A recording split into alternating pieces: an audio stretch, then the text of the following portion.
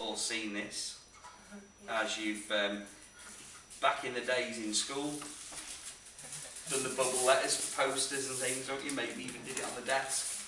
And then the other one, and this is I'd say I've only seen this really probably the past 10 years or so. It springs up, and the kids do this, don't they now? Oh, the answer. Yeah, you know where I'm going with that, don't you? Straight away.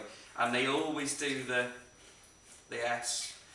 And it's funny because about 12 months ago, I was going, how'd you do that? And I had to get a kid to show me how to do it.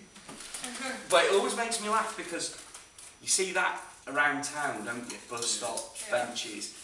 And it'll always be done like this. You'll always see like, Sam was here. And they're taking all this time to do the lovely S, but they just write the name, the rest of the name like that, don't they? It's like, you've never carried the font.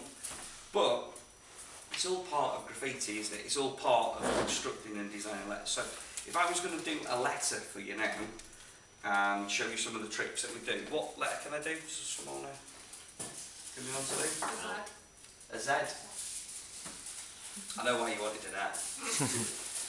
Okay, so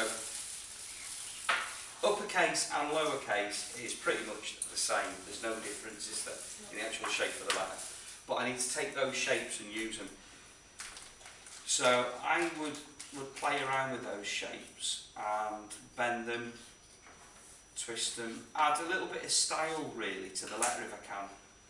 And maybe if the stuff I'm doing and I don't like it, if I'm working with pencil, if you make a mistake, what can you do? It's not, what I do, it's not rocket science, it's all just about having a go and enjoying it, and none of the questions are that technically complicated, so it's all just the obvious stuff.